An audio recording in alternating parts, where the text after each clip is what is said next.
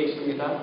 나팔을 내 입에 댈지어다. 원수가 독수리처럼 여호와의 집에 덮치리니 이는 그들이 내 언약을 어기며 내 율법을 범함이로다.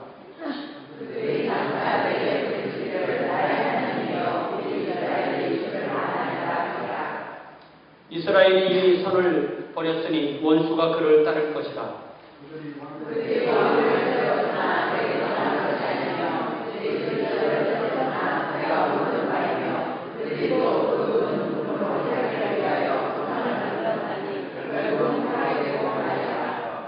사마리아여 내 송아지를 버려졌느니라. 내 진노가 무리를 향하여 타오르나니 그들이 어느 때에야 무죄하겠느냐.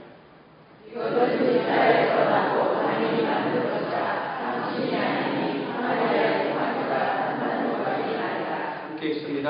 그들이 바람을 싣고 광풍을 거둘 것이라. 심은 것이 줄기가 없으며 이삭은 열매를 맺지 못할 것이요 혹시 맺을지라도 이방 사람이 삼키리라. 네, 해주시기 바랍니다.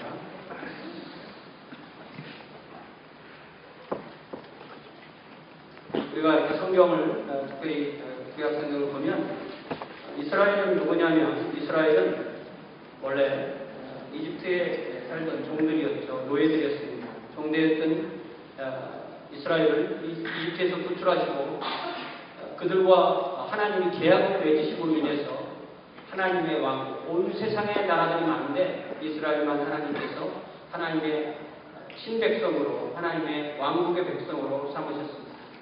이 계약에 의해서 하나님은 이스라엘 하나님이 계시고 이스라엘은 하나님의 백성이 되었습니다.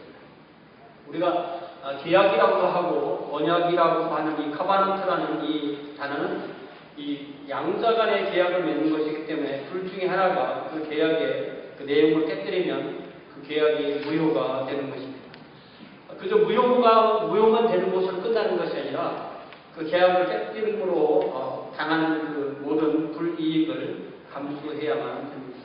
구약 성경에서 이 계약이라는 단어는 베리트라는 단어인데 이 베리트라는 단어는 그 원어로 이렇게 돌아가 보면 카라트라는 단어에서 왔는데 이 카라트라는 단어는 동사로서 자르다는 말이에요. 컷. 이게 왜 이 언약이라는 말과 이 자르다는 단어가 어떻게 연결되냐면 구약 시대에 근동에서 제사를 지낼 때는 서로 그 언약을 맺을 때는 어떤 상거래든 무슨 언약을 양자간에 맺을 때는 한 의식을 해놨는데 의식이 그 희생 제물로 쓸 동물을 반을 잘라서 반을 어떻게 자르냐면 이렇게 위아래로 자르는 게 아니라 옆으로 자르는 겁니다. 옆으로 딱하게 잘라서 반씩 이렇게 놓고 그 공간을 이 양자가 지나가는 거예요. 걸어가는 거예요. 그것이 당대 이 언약을 맺던 관습이었어요. 그 의식이 갖고 있는 내용의 의미는 둘 중에 하나라도 누구라도 이 언약을 깨뜨리면 그 사람이 바로 이 짐승처럼 죽게 된다라는 것을 상징하는 그런 것이었습니다. 이렇게 보면 이 계약이라는 그 의식 자체가 그만큼 무시무시하고 그만큼 심각한 것으로 우리는 이해를 할 수가 있습니다. 그런데 우리가 호세아 말씀을 이렇게 보면서 우리 말씀은 사실은 하나님은 예언자 호세아를 통해서 북왕국 이스라엘에게 최후 통첩을 하고 있는데 그들이 자기들이 하나님의 여호와를 버리면 하나님도 그들을 버릴 것이고 그 결과 이스라엘은 그 계약을 깨뜨린 결과로 이방에게 패망을 당할 수밖에 없음을 분명하게 선언하십니다. 하나님이 이스라엘의 하나님이시기 때문에 이스라엘이 하나님을 버려도 하나님은 이스라엘을 지키실 것이야 라고 우리가 생각하지만 실제로 성경을 보니까 하나님께서는 이스라엘을 버리셨습니다. 그러니까 성경에 우리가 이렇게 생각하기에는 하나님이 이스라엘을 버려도 이스라엘이 하나님을 버려도 하나님이 이스라엘을 붙들고 계실 거야라고 생각하고 생각해 보면 그렇지 않다는 거죠. 버리셨다는 것입니다. 이스라엘이 진정 이스라엘이 위해서는 이스라엘은 반드시 하나님을 섬겨야만 하는 것입니다. 하나님도 섬기고 우상도 섬기는 이스라엘은 진정한 이스라엘이 아닙니다. 하나님을 섬긴다고 말로만 하지만 실제로 하나님을 섬기지 않는 이스라엘을 우리는 이름뿐인 이스라엘이라고 말할 수 있습니다. 이름뿐인 이스라엘은 더 이상 하나님을 섬기는 사람들이 아니고 그렇기 때문에 더 이상 이스라엘이 아닌 것입니다. 이스라엘이 이스라엘이라는 것은 민족이나 혈통에 의한 것이 아니라 신앙에 의한 것이라는 것입니다. 그렇기 때문에 이스라엘이 하나님을 버리면 그들은 더 이상 이스라엘이 아니고 하나님도 그들의 하나님이 아니시고 이스라엘이 하나님의 백성이 아니라는 말씀입니다. 자, 그러면 하나님은 전능하신 하나님이신데 하나님이 계획이 실패하셨다는 것입니까? 그것도 좀 이상하잖아요. 하나님은 실패하지 않으십니다. 하나님은 이스라엘을 버리시는데 이스라엘을 다 버리시는 것이 아니라 일부를 남기셔서 하나님의 일을 하십니다. 일부를 남기셨다는 이야기는 그 일부가 하나님을 버리지 않고 하나님만을 그들의 하나님으로 섬긴 진정한 하나님의 백성이라는 뜻입니다. 그러니까 이스라엘이라고 이름이 붙어서 다 이스라엘이 아니라 하나님을 믿는 믿음을 지키고 있는 그 사람들만이 이스라엘이라는 뜻입니다. 그러면 그 일부는 어떻게 하나님을 섬길 수 있었을까요? 그것이 바로 하나님의 은혜입니다. 세상 모든 사람이 하나님을 섬기는 것이 아니고 세상 모든 사람이 예수님을 구주와 주님으로 고백하는 것이 아니고 저와 여러분이 구주와 주님으로 예수님을 고백할 수 있다는 것은 우리 능력이 아니라 바로 하나님의 은혜라는 것입니다. 우리가 하나님의 자녀가 되었고 하나님의 백성이 된 것은 전적으로 하나님의 선택에 의한 것이고 하나님의 은혜에 의한 것입니다. 우리의 능력이 아니라 하나님의 은혜로 우리가 하나님의 자녀가 되었다는 것입니다. 하나님은 우리를 사랑하시는데 우리는 하나님을 사랑하지 않으면서도 우리는 하나님의 자녀라고 믿는 믿음은 가짜 믿음입니다. 그런 믿음은 없습니다. 우리가 하나님의 자녀라고 한다면 우리 마음속에 성령이 계시고 우리 마음속에 하나님의 말씀이 계시고 우리 마음에 하나님의 율법이 계시고 우리 마음에 하나님을 사랑하는 마음이 있습니다. 우리가 밖에 나가서 사람들 만나서 예수님 이야기하고 하나님 이야기하다 보면 많은 사람들이, 특별히 이 미국에 있는 많은 사람들이 나도 하나님을 믿는다, 나도 예수님을 믿는다 라고 말을 하지만 실제로는 그저 말뿐인 것을 알 수가 있습니다. 이렇게 말로만 예수님을 믿는 사람들을 보통 명목상 그리스도인, 나미널 크리스천이라고 이렇게 말합니다. 명목상 그리스도인이라는 말은 말뿐인 그리스도인이고 실제로는 그리스도인이 아니라는 뜻입니다. 전혀 그리스도인이 아니라는 뜻입니다.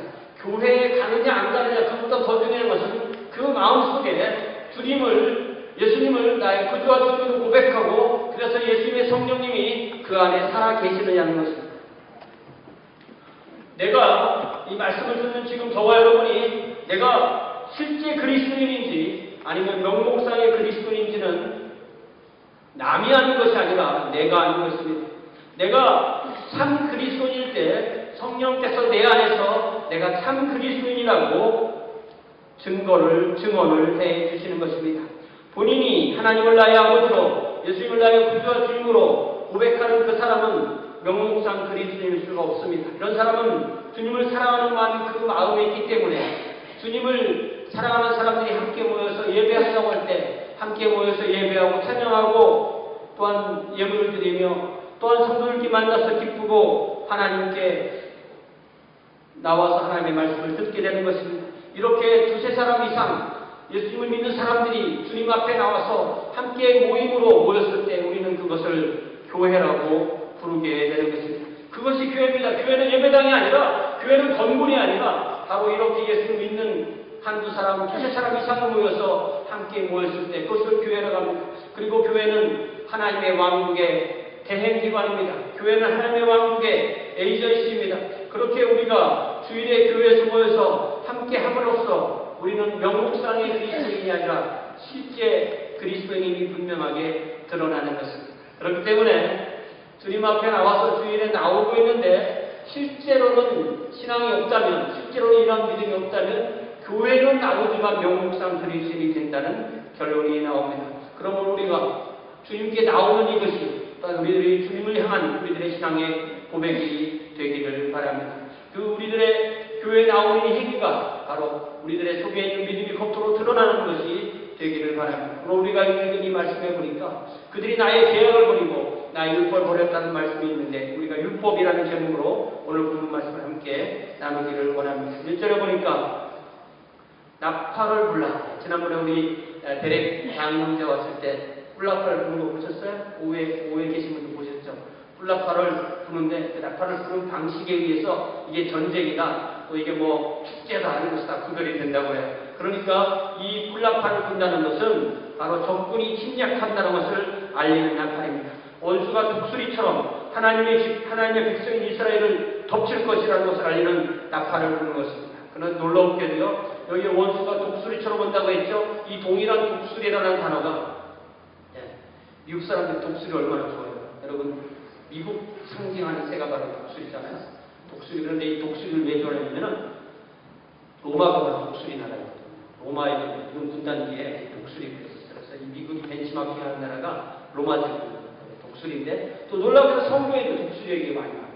그런데 하나님께서 이스라엘 백성을 이집트에서 구출해서 시내산 광야 앞에다 다 데려놓으시고 하나님께서 말씀하시기를 내가 너희들을 독수리 날개에 업어서 데리고 왔다 말씀하셨습니다.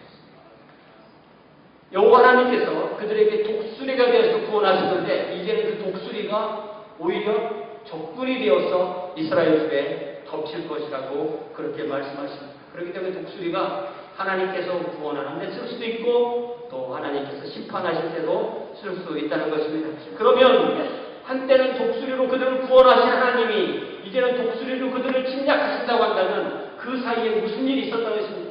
이스라엘이 도대체 무슨 일이 있었습니까? 그것이 바로 이스라엘이 내 언약을 어기고 내 율법을 범했기 때문이라고 말씀하십니다. 제가 말씀을 드렸듯이 이 언약, 계약, 이 카바넌트라는 이 말씀, 이 어그리먼트라고 번역했지만 이 베리트라는 이 카바넌트라는 것은 언약을 계속 따라하고 끝나는 것이 아니라 그 끝난 그 언약에 나오는 내용이 있고 그 내용에 의해서 또한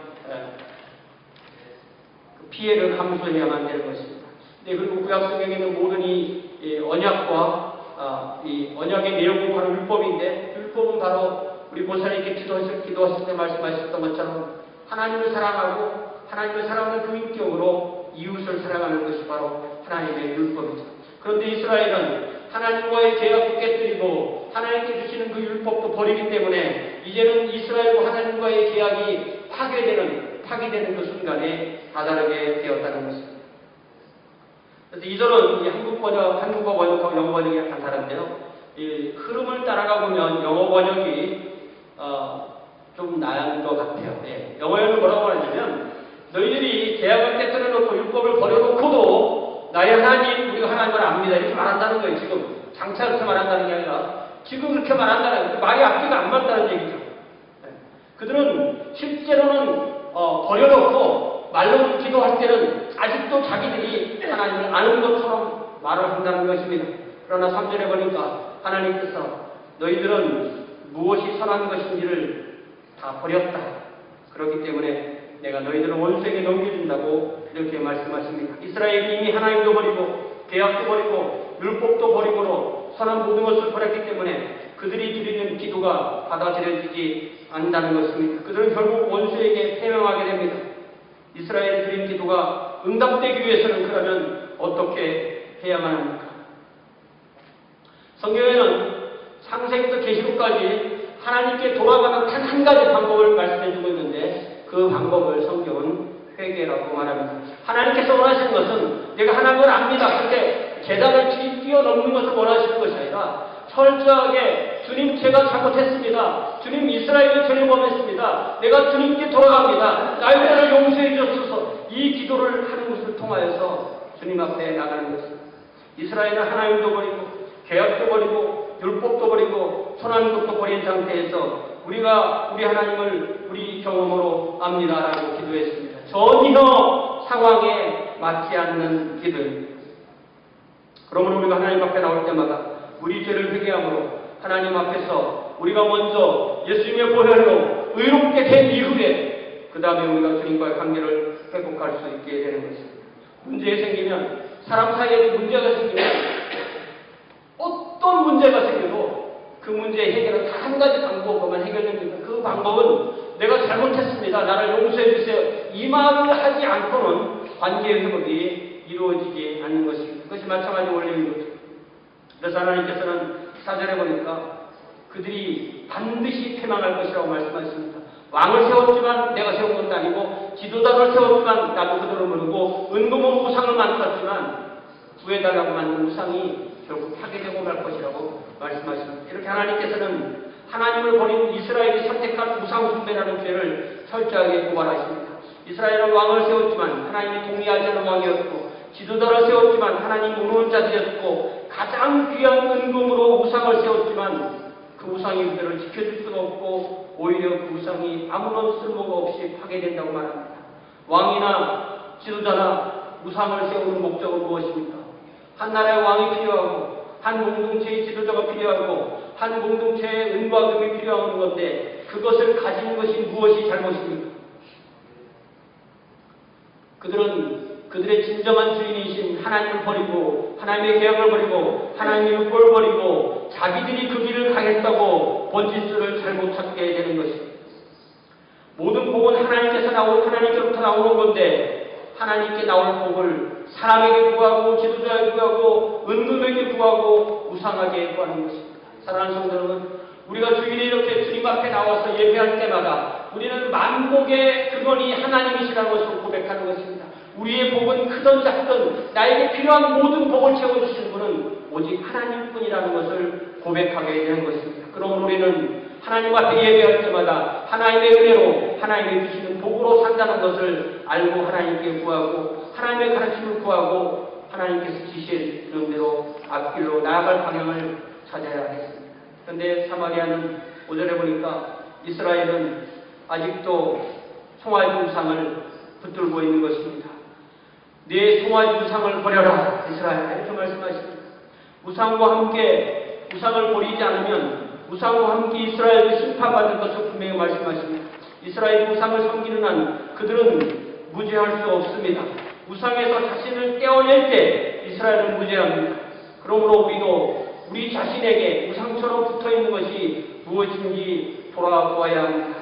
성경은 실로 하나님과 우상 사이에 일어나는 거대한 전쟁의 파노라마가 바로 성경의 이야기입니다. 여러분 우리가 10계명을 보면 제1계명에서 하나님을 섬겨라, 제2계명에서 우상을 섬기지 마라 이거예요. 성경은 하나님과 우상 사이에 일어나는 모든 일이 창세기부터 계시록까지 계속 이어지게 됩니다. 사람들은 언제나 우상의 마음이 팔립니다. 하나님은 눈에 보이지 않는 하나님이십니다. 그러나 우상은 눈으로 볼 수 있고 손으로 만질 수 있고 마음에 확실하게 각인됩니다. 진정한 복은 우상에게 오는 것이 아님에도 사람들은 마음이 팔려서 우상에게 온통 자신을 내어주게 되는 것입니다. 우리도 그것이 무엇이든 간에 그것 때문에 마음이 팔려서 하나님께 가는 우리의 길을 막고 있다면 그것이 바로 우리에게 우상이 됩니다. 우리가 그 우상을 우리에게서 떼어낼 때 우리는 하나님의 자녀로서의 정상적인 삶을 살게 되는 것이고 우리가 그 우상과 함께 있으면 하나님께서 우리를 구하시기 위해서 그 우상을 깨뜨리실 것이고 우상을 우리가 끝까지 붙들고 있으면 우리도 하나님의 징계를 피할 방법이 없다는 것입니다. 그렇기 때문에 우리가 이런 말씀을 들을 때마다 나에게 있는 우상이 무엇이 찾아서 그것을 버릴 수 있는 그래야 하나님의 복에 거하는 저와 여러분 되시기를 주님의 이름으로 부탁을 드립니다. 우리 주님께서는 6절에서 뭐라고 말씀하시냐면은 우상은 이스라엘에게서 나고 내가 만든 게 아니다. 너희들이 만들었고 장인이 만든 것이다. 참신이 아니니 사마리아의 송아지가 산산조각날이라고 말씀하십니다. 이스라엘의 장인이 손재주 좋은 사람이 만든 가짜 신이 바로 우상이라는 것입니다. 사람 손이 만든 것은 하나님이 될 수가 없다는 것입니다. 사람이 아무리 멋있게 만들어놔도 그것은 신이 아니라는 것입니다. 그래서 하나님께서는 북왕국 이스라엘이 처음부터 만들어서 섬기던 그 송아지를 산산조각 내겠다고 선언하십니다. 사랑하는 성도 여러분, 우리가 가장 사랑하는 건데 그것이 하나님의 복 가운데 거하는 것이 아니고 하나님께서 박살내고 싶은 것이 있다면 그것이 바로 우상 아니겠습니까? 우리가 가진 우상인지 우리가 가진 무엇이 우상인지 우리가 깊이 생각할 것이 없습니다. 말씀을 들으면서 즉각 그게 내 우상이야 라고 생각한다면 바로 그것이 우상일 가능성이 매우 높은 것입니다. 우상은 우리를 지켜달라고 만든 건데 성경의 전자들은 우상을 어떻게 조롱하냐면 급한 일 있으면 우상부터 들고 도망간다. 그러니까 우상이 우리를 도와줘야 되는데 우리가 우상을 지켜줘야 되는 그런 입장이 되는 것이 우상이라고 말씀하고 있습니다. 우상을 섬기는 것이 아니라 만물의 창조주이신 하나님을 성령님의 도우심으로 예수 그리스도 안에서 섬기는 저와 여러분 되기를 주님의 이름으로 부탁을 드립니다. 이제 7절에 보니까 하나님께서는 그들은 바람을 싣고 광풍을 거둔다고 말씀하십니다. 여러분, 바람이란 무엇입니까? 바람이란 이 우상을 대신해서 쓴 단어예요. 우상이라는 말은 그 말의 뒤에 들어가 보면 헛것이라는 말이 있어요. 허무한 거, 헛껍데기, 아무것도 아닌 거. 그래서 그걸 또 다시 바람이라는 말로 그렇게 비유합니다. 너희들이 작게 우상을 바람처럼 휘지만 그 결과는 광풍처럼 더 큰 신망을 두고 있는 것까지 다 날아가게 하는 그런 결과를 맺게 될 것이라고 말씀하십니다.